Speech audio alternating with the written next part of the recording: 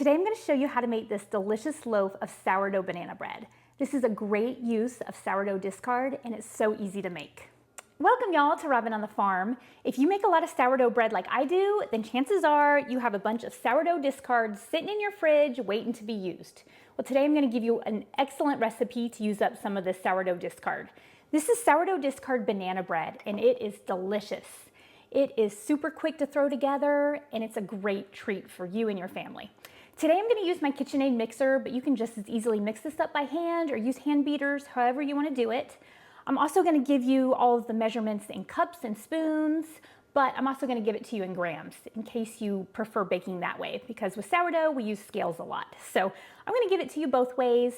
This is a really easy recipe and it's delicious, so try it out and let me know if you like it. Okay, let's just get started on the recipe. I'm going to start with 1 stick of softened butter. So this is 8 tablespoons of softened butter. I'm just going to put this right on into my KitchenAid mixing bowl. And to that, I'm going to add 2/3 of a cup of packed brown sugar. You can use light brown sugar, dark brown sugar, whatever you want. Both will work just fine. And to that, I'm going to add a teaspoon of pure vanilla extract. So you just want 1 teaspoon. Just going to put it right on into the bowl. And our next ingredient is cinnamon. I use a ton of cinnamon in my baking, so I always buy it in bulk, and I love cinnamon. So I want 1 teaspoon of ground cinnamon. It smells so good. So just throw that right on in there with the other ingredients. And next I want a 1/4 teaspoon of nutmeg. So you know this banana bread is going to taste good already. Oh, this smells really good too. So a 1/4 teaspoon, just throw that in there. And next I want a teaspoon of baking powder. This is a quick bread, and so our leavening agents in this recipe are baking powder and baking soda. So you want 1 teaspoon of baking powder and also 1 teaspoon of baking soda. The sourdough discard in this is inactive, so it's not really going to help with the rise, but it is going to make it really moist. It's going to make your bread stay fresh longer. It's going to give a really nice tang to this bread.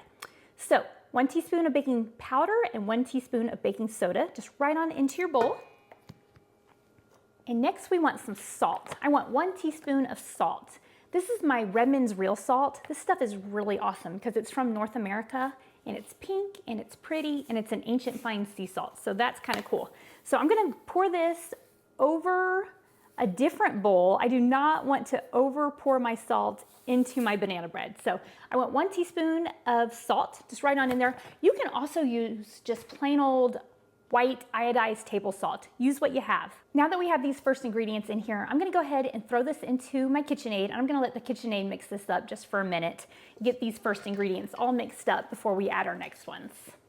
I'm going to let my mixer mix on speed 2 just for a minute. I'm just going to let the softened butter and all those ingredients combine before we add our mashed bananas and our sourdough discard and all the other ingredients.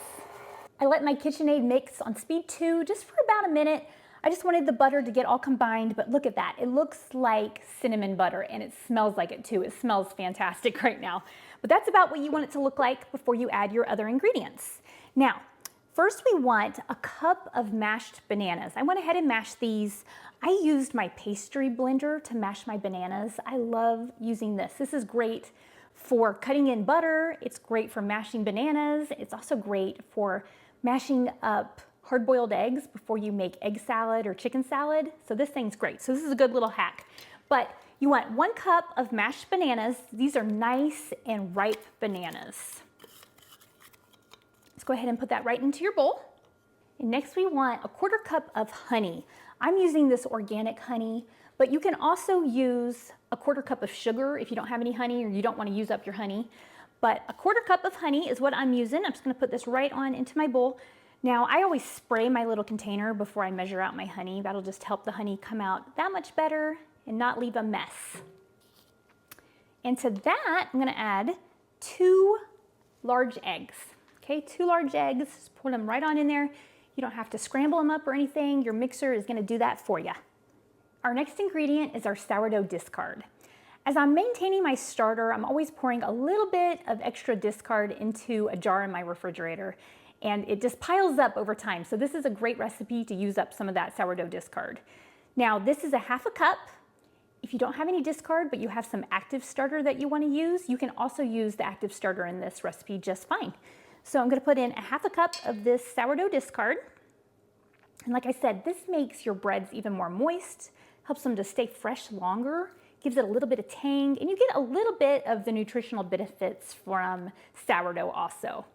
So even though it's not active, you still get some nutrition from it. So that's always a good thing. Our next ingredient is sour cream. This is 2/3 of a cup of sour cream, and this sour cream is just gonna add to the tanginess, the moisture level. Oh, it's gonna make it really good and creamy. So you want 2/3 of a cup of sour cream. But if you don't have any sour cream, you can substitute the sour cream. You can use yogurt, you can use applesauce, you can use more mashed bananas. You can use an additional 2/3 of a cup of mashed bananas. It'll make it more of a banana flavor, but that works great too. And our last ingredient is flour. We want 2 cups of flour. I'm using all-purpose flour today. I've also made this recipe with fresh milled flour. That's really good. So you can use whole wheat flour if you want. You don't need bread flour. You don't need that extra protein, but I'm using 2 cups of all-purpose flour. Just put that right into your bowl and we'll let the mixer mix it up in just a second. All right, so those are all of our ingredients. But if you want to add some additions, you can definitely add some pecans, some walnuts, some chocolate chips, some cranberries, some raisins. You can get creative with this part. But first, go ahead and let the mixer mix this up, and then if you want to add something, go ahead and do that after it gives it a good mix. But I have a household of kids here that really just like their banana bread plain or with chocolate chips. So I love it with walnuts and pecans. That's what I would add if I were you. But today I'm just gonna make it totally plain, and it's really good totally plain. So that's what I'm doing today. I'm gonna go ahead and throw this in my KitchenAid and let this give it a good mix. You want it to mix until it's just combined. You don't want this to overmix the batter. If you overmix your quick bread batter, it can get kind of tough. So you don't want it to be like that. You just want to let it mix it until it's just combined.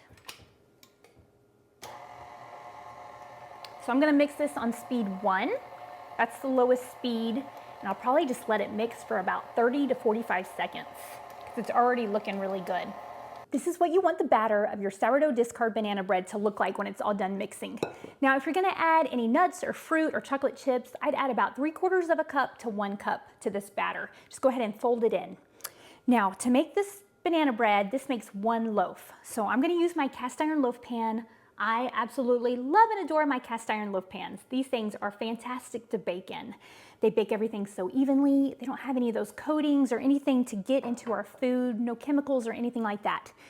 Whenever I make quick breads, I use my loaf pan liners. I just started using these not too long ago and I love them.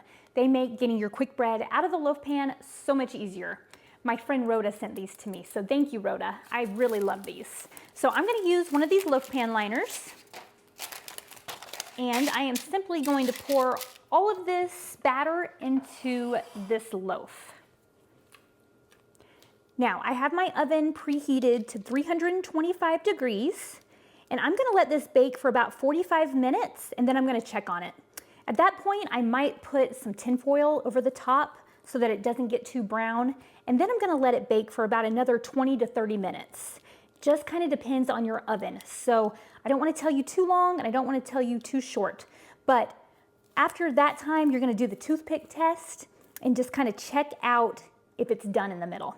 But first, let it go about 45 minutes at 325 degrees and then see if it needs some tin foil. You don't want it to get too brown on top, but you definitely want it to bake all the way through. Okay, so this is looking fantastic. This is such a nice batter to work with. It's nice and thick. Oh, and it smells so good. I wish that y'all could smell this. So here it is so far. I'm gonna go ahead and throw this in the oven at 325 degrees for 45 minutes. And then after that, I'm gonna cover it with some tin foil, throw it back in the oven and let it bake for another 20 or 30 minutes. So I'll show it to you when it's all done. It's been 45 minutes. I'm just gonna put this tin foil right over top and let it keep baking for about 20 to 25 more minutes.